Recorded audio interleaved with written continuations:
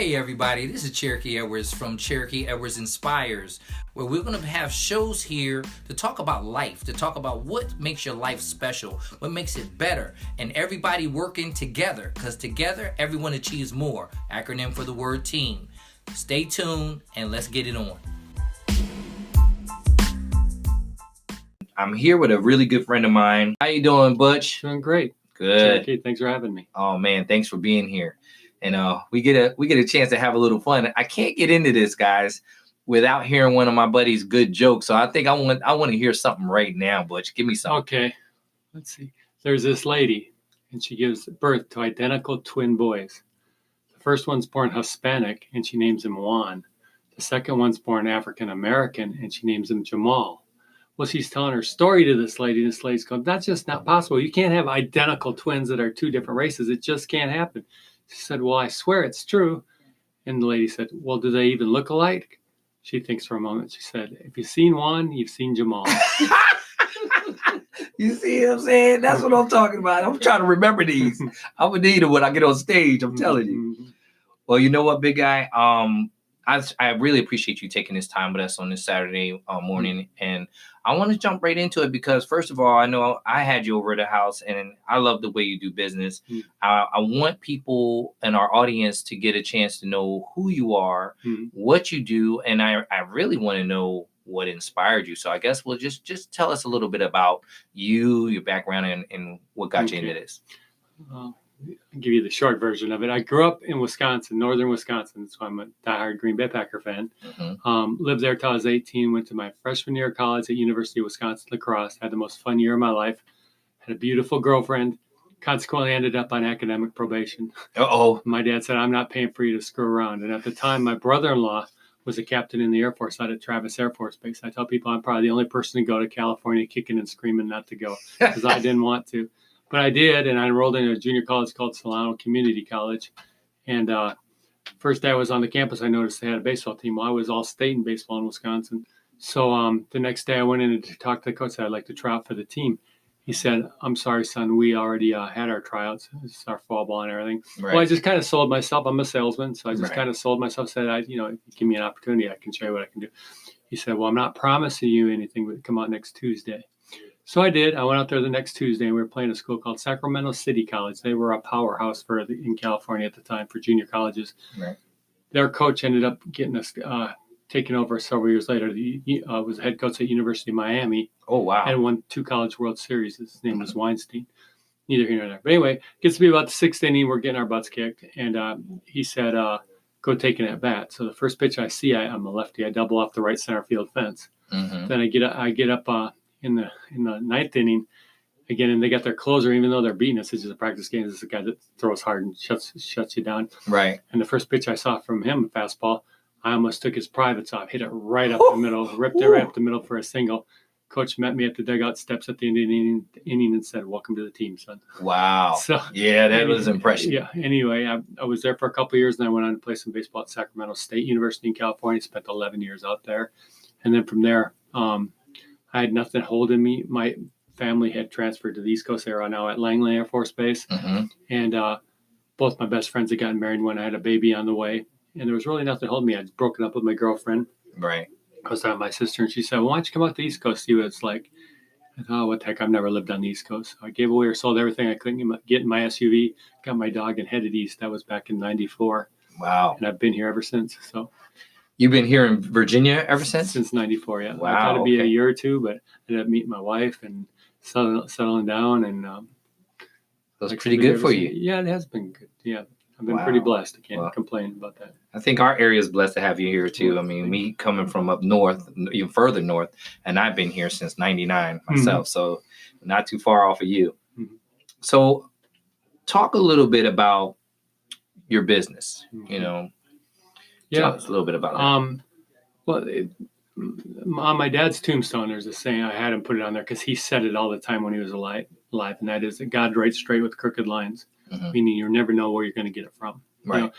You can have a plan and you think this is the way it's going to go, but I mean it's going to go that way. Right. And God has other plans for you. See, because anyway, so I had been working for a company called Stat Services, great company. I love the guys over there. The bad thing was, let me back this up. I came from a restoration background. First car rentals for 16 years. Then I ran a restoration company. After getting to know the business, I ran a restoration company for 3 years. Mm-hmm. Anyway, I ended up at Stat Services, and there was really no place for me to go. It was the dad was the owner. He had a partner. He's the one that hired me, and the son was the heir apparent. So it wasn't like I was ever going to be a general manager or move up in the company any higher. And I had a friend who was struggling with her business and was in pretty desperate financial straits. So I thought it was a good Lord telling me this is what I need to do. This is the next step. So I became majority owner by buying out her debt. Right. And then starting over, trying to make lemonade out of lemons kind of thing. Mm-hmm. So that's how I got into it. It wasn't anything I planned. If somebody would have told me 3 years ago I own a carpet cleaning company, I told them they were crazy. So, yeah. So that's how I did it. But then I dove right into it, tried to learn as much as I possibly can. I got certified in carpet cleaning. Probably the biggest blessing, Cherokee, out of this whole thing is that I have been blessed to hire some really good people. Mm-hmm. I've got my crew right now is spot on. I had a guy call me on the way up here to do the interview, asked me if we could clean his carpet today. Well, the guys are done with it for the day. Mm-hmm. So I just sent out a blast to all of them saying, anybody available that can do a job this afternoon in a couple hours. And right away I got a response that I'm on call. If you need me, just call me. So I'm like, all right. Turned out the guy was all the way in Richmond, so wow. I wasn't going to go drive all the way up there. Yeah. So, but it's just the fact that they jumped on it. It's hard to find people, and I went through a lot. I've gone through like 13 people since I landed on the right folks. I know how that feels. I went through 14 in my company. I mean, we're 14 years old now, but still, that's a lot. Yeah, and fortunately or unfortunately, in hindsight, just about all of them fired themselves. Yeah, if you know what I mean. Oh yeah. Mm-hmm. I'm big on that. I tell people right off the bat, I hire you, but I will not fire you. Mm-hmm. You're going to fire yourself. If you separate from the company, it's going to be something you did. I'm going to give you everything that you have. And it sounds like you're about like that as well. Yeah, pretty much. Exactly. So, but yeah, I've learned everything I can. I still know I don't know everything. I still count on other people. I talk to my competitors. I have good relationships with Conscientious and with Carpet Pro and with Peerless, and I talk to people, and a lot of times I say my best ideas weren't my original thoughts. Right. It's something that I learned from somebody and then tweaked it to make my own. I like that. And then ran with it. So I like that. But because a lot of people have a lot of good ideas, and I've always heard this. I thought this was a great saying. It said, if you're in a room and you're the smartest person in the room, you're in the wrong room. You're in the wrong room. Mm-hmm. That's right. That's exactly. Right. So that's kind of how I look at it. Well, that's a brilliant person. I mean, the brilliant people know to hire well, and Warren Buffett said that, in the conference when I never stopped thinking about it. Like you said, you're only as good as the team is. Mm-hmm. And we as business owners, we work for our team. So, we want them to be successful, and it makes us successful. So in saying that, and that's actually a good segue into this. I obviously know you. Mm-hmm. I've dealt with you myself in your business. I want the audience to know what motivated you to go from just a regular company to building it the way you're building it with the team. Well, there's a million carpet cleaners out there that do the same thing I do. There's a lot of guys that I compete against that are just kind of one guy in a truck. When I bought this company, I wanted to learn everything I could about it, but I also wanted to work on my business, not just at my business. That's right. I think some people, that's the problem they get into, is that they're just working at it and doing it, and they can't. There's no real way to grow it or build it. Or I've seen it because I have a lot of relationships with a lot of people, right? And I'm in some networking groups. We've talked about that before, but we were trying to get a handyman in my 212 group, and I know a bunch of handymen, but they're all one guy in a truck kind of thing, and they don't think about hiring anybody or train anybody or do anything. So make a long story short, what I did when I bought the company, I'm thinking, how can I be a little bit different than all my other competitors? Right. So I did a couple different things. First, I partnered with a cleaning company called the Dust Bunnies of Hampton Roads. Mm-hmm. We offer a one-call service where they do the cleaning. We do the carpet cleaning. You make one call, you pay one bill. Right. I vetted them very thoroughly. I had like 4 interviews with them. I talked to their people that had done business with them to make sure they would get their reviews. Yeah, and for the most part, it's been an awesome relationship. But because there are some companies out there. There's one in particular now that tries to do everything. Mm-hmm. They even do painting, they do cleaning, they do carpet cleaning. Jack of all trades. Yeah, exactly. Mm-hmm. And then actually wrote a blog about that. I would rather be a master at what I do, yes, and partner with somebody who does what they do best, as opposed to try to train everybody to do everything and to be everything. I agree. So that's kind of what I did. The other thing I did that was different that I take pride in, and my employees really like it, is I don't pay my guys an hourly salary. They get let me back up. I don't pay them an hourly salary after they get past probation. Mm-hmm.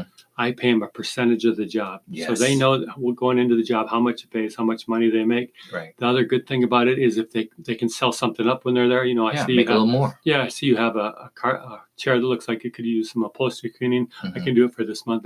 Much add on that, their percentage goes up along with it. Right. So the faster they work, the harder the work, the more money they make. Right. But I have them all sign an affidavit if they're going on the percentage plan that says, if you get a call back for any reason, you have to go back on your own time to fix it because I've already paid you for the job. That's right. So there's a real incentive to get it right the first time. Very smart. And then on top of that, I've added a thing, and it's really, I think it's helped us with our website. I'm sure, I hope it has.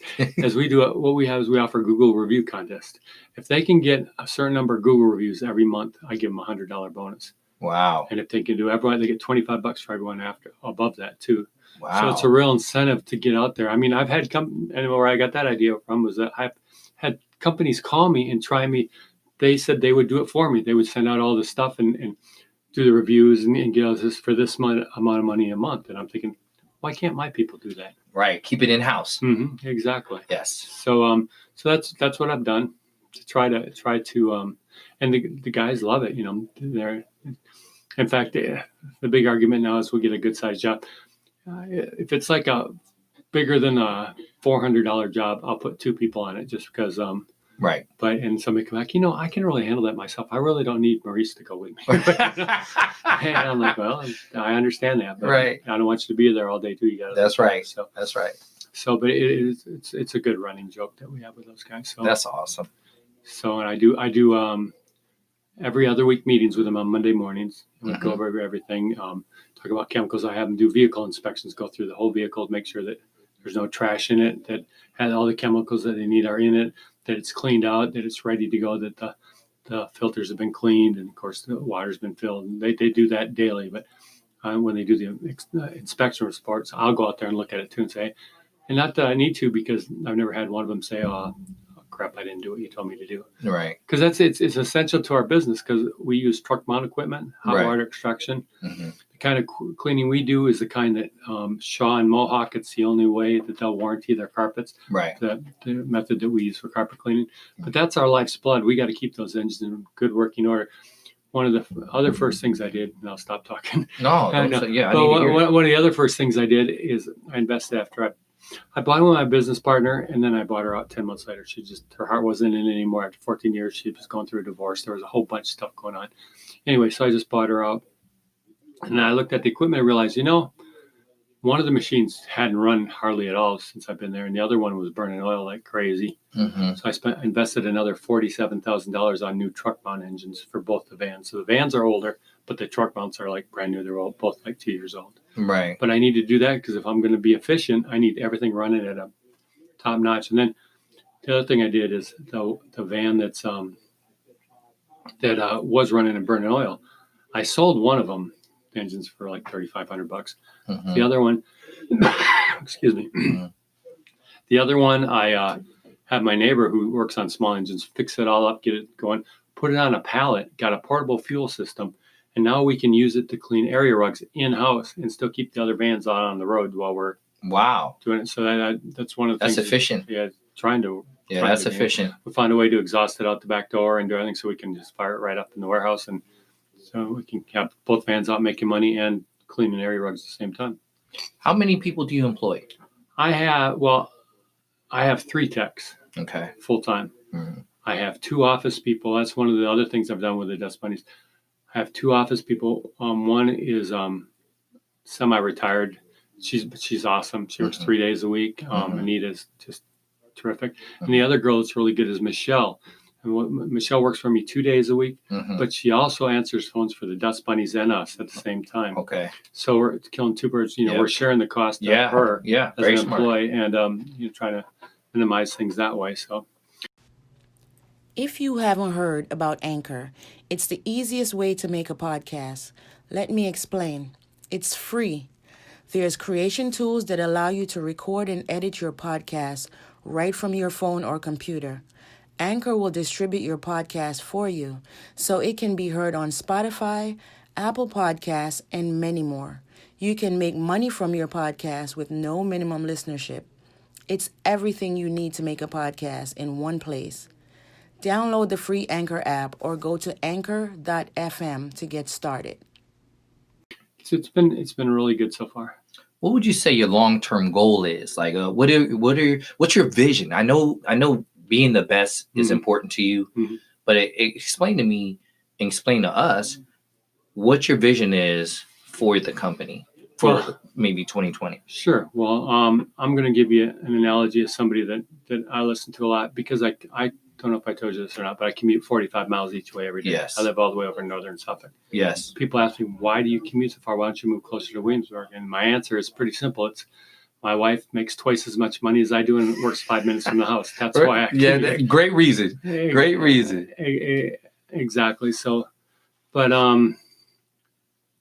what was rephrase your question again? What would your overall goal? What do you see your vision for maybe even 2020 to be? Well, for 2020 in the short term, I want to add another vehicle to the fleet. Okay. That's my short term thing.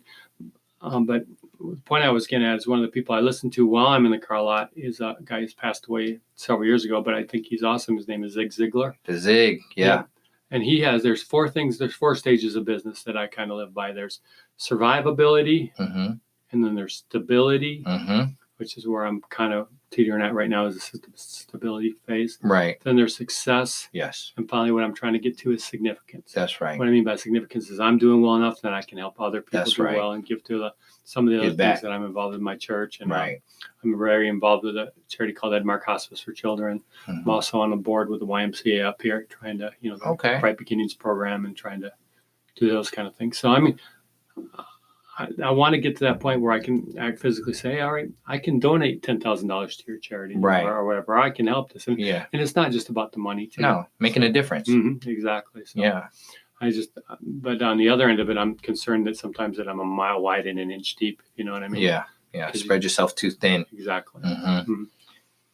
So as far as the way you do business and how you do business, why don't you spend a little time and tell us about the best and easiest way to contact you, the way you like to do it? I try to be as accessible as possible. You can call my office or you can text my office.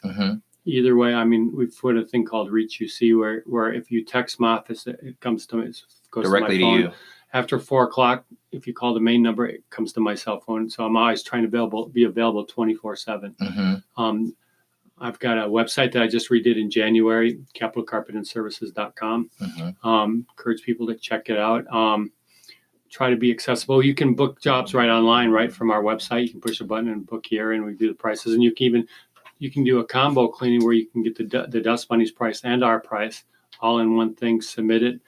I always offer a $20 discount. If you take 20 in the comment line, you get a minute on my part of it. You get an automatic $20 off it. Oh, wow. So I'm really trying to encourage people to book online too. And I actually texted my guy, and I'm sure he doesn't work on weekends, and I'm not trying to, drive him crazy. Hopefully he'll look at it on Monday. But I was just asking for different ways to optimize our WordPress. That's what we use on the website to get people to be able to book online and send it to us. Right. We use that too. Yeah, I don't know if we need better incentives or what that is. I'm a sieve. You got any good ideas? There's always incentives and things you can do, because you're unique in the fact that you still work toward the answering calls after your normal hours are in. And that makes you unique all itself. Exactly. You're more personable. I noticed that because I'm you know me, I'm a very personable person. So I love people, and when we met, I felt that from you right off the bat.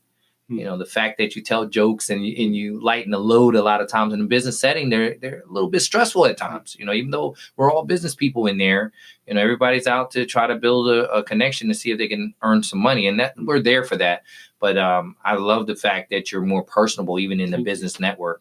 Yeah, and you're hands on too. So well, it's funny. The reason I started telling those jokes, to be honest with you, Cherokee, is that I went to the Morningside luncheons, everything, and everybody in the whole place tells, you know, their spiel and stuff, and it all kind of blends into one big blob in my mind. It does. So I wanted to do something that made me stand out a little bit. So after I did it a couple times, then I would do my spiel and not tell the joke, and they'd be looking at me like I had two heads. Where's my joke? Where's the joke? Exactly. So I do that to you too, so I know. That's why. But that's how I came up with that. And it's just kind of the things that make you need to be able to stand out. So two things that I like to focus on, and we've talked about this at length, is I know that people work with who they like and trust. Yes. So that's why I go to a lot of events, and I see you at a lot of them, networking and different things, because you can't build a relationship via text message or an email, or you got to be able to get in front of these people. Press the flesh. Yeah. And the other thing is top of mind awareness. Mm-hmm. I'm really big on that. Somebody told me about that a long time ago. I used to work with a friend of mine named Courtney Bazell. She owns a company called Proximal Marketing. Yes, I know Courtney. Yeah, she's a great girl. But anyway, she was telling me about it. The important thing is top of mind awareness. You want to be, something happens that all I want them to know is that I know a guy. That's right. I can call Butch and take care of it. That's it. And McKenna underneath her is great too. And they are awesome at doing that. And you're right. I think like-minded people, and that's what drew us together as well. Like-minded people are looking for the same things in others. Like you said, you don't have to be the best vacation guy. I need to be that guy. But you want to be the best carpet cleaner. I don't need to be the best carpet cleaner. I just need to know Butch. And I know that capital is going to take care of it. And I know I have great people. And one of my keys to success, not that I'm successful yet, but one of the things that I really pride myself on is something as simple as I'm going to do what I say I'm going to do. Yes. I'm going to have an appointment. I'm going to be there on time. Yes. You know, unless something crazy happens. Which it can happen to anybody. You're probably going to contact them if something crazy happens. Exactly. Which I had a doctor's appointment on Thursday. I had to reschedule it this next Thursday just because there was a huge accident at the Monitor Merrimack Bridge Tunnel. Right. First thing I did as soon as they opened their doors is call them, say, I'm really sorry. I'm not going to be able to make it today. Yeah. So, but I think I see how important that is. I mean, I had a neighbor. We're going to do some cleaning right on my court. Not bragging, but one of the things that I wanted to be more neighborly when I moved into our neighborhood, and we've been there, it'll be 20 years in November. But I wanted to get to know all the neighbors on the court. We see each other, wave, and everything. So I do a thing every May now. That's the first or second week in May. It's called our cookout in the court, where we pull everything out of the driveway and come out to the front of the court. All the neighbors come down and bring a dish, you know, and we sit around and I'll grill our hamburgers and hot dogs. I've done chicken wings and stuff like that. And we'll just sit there and just, you know, socialize and gather and get to know each other. That's amazing. And it makes it for a much safer neighborhood. It does. Because everybody's watching out for each other. Exactly. Everybody cares about each other. Exactly. So I'm going to do 2 of my neighbors' houses in the court here coming up pretty soon, but I'm trying to schedule them at the same time because, it's a little bit of a drive where I live. So I'd like to get them all back to back, which makes obviously logical sense. But one of them is getting some other flooring done, and they didn't want to get their work done with the carpet and the stretching and everything until after the flooring was put in. Well, the person who was supposed to be there this past Monday just didn't show up, totally blew them off. Wow. So they're hoping that it comes this Monday. Right. I was hoping to be able to do it this week too, but it sounds like you got to push yours back. Yeah, I got to push mine back just because she has somebody that's in flooring that just isn't dependable and didn't call or do anything. Just the day off, she called him and said, "What time are you getting here?" And she goes, "Well, we're not going to make it till next week." That's insane. It's frustrating, but a lot of businesses do that. Yeah, they do. Unfortunately. Yes, they do. I think, I don't want to know if you agree with this. I think that the reason people get treated like that is a lack of passion. Yeah. And, people do things strictly for the money and not for the love. Exactly. So, I agree. I agree wholeheartedly. And it's about taking care of people. And that's why I do the Google reviews and why I do the thing. Because the guys aren't going to get a 5-star Google review unless they do a 5-star job. That's right. So, and they benefit financially for doing it, but it also, they like it. It's good. They like the little feedback, and I always make sure I give them kudos. Say, Donovan or Maurice or Joel, somebody said this or wrote this about you, and this is pretty fantastic. Exactly. I do the same thing. I do it for the team, and it works because people need to know they're appreciated. There's so many times where you're going to be told if something's not right. You know that. And as business owners, you and I will grow from that. And that's what we usually look for. Am I right? Yes. But it's really important when people work for us that we give those kudos go with it, those pats on the back, because it reassures them that, hey, we see you, you know. Definitely.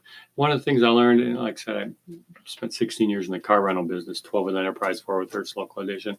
But one of the things I learned, and one of the great things about Enterprise, have a ton of turnover, but they offer great training. They're really great. And one of the things I learned early on, and I had to share that with a couple of my bosses as I went down the line later in life after jobs, is lesson number one is you praise in public, you criticize in private.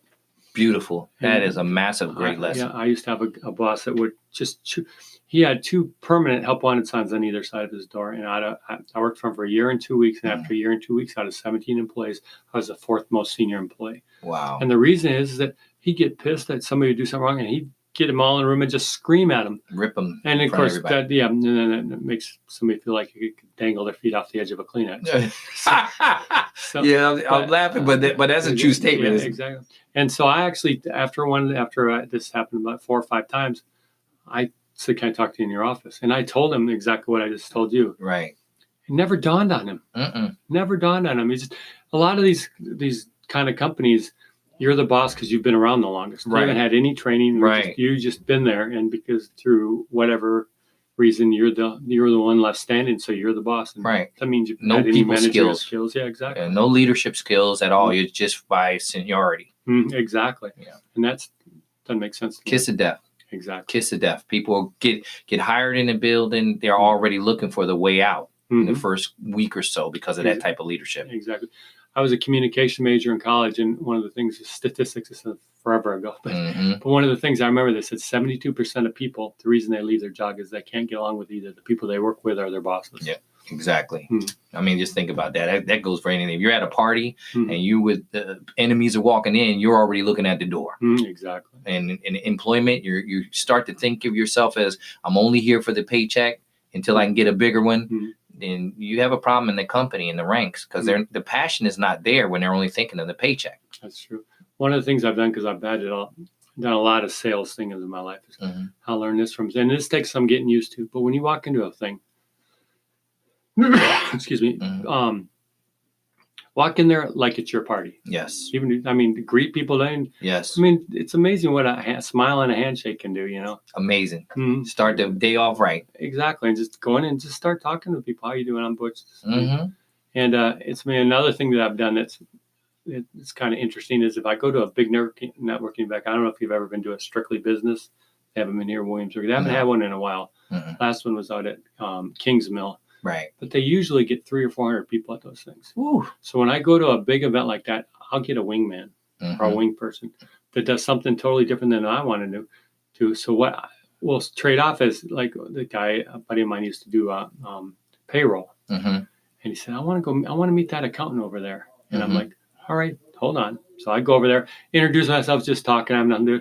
And while I'm talking to him, I'd say, hey, James, come meet this person. So then I want to meet that property manager. Away from it. Exactly. Right. I have no stake in the game one way or another, but I can start the relationship and then bring him into the conversation. And I already know him because we've been talking for a minute.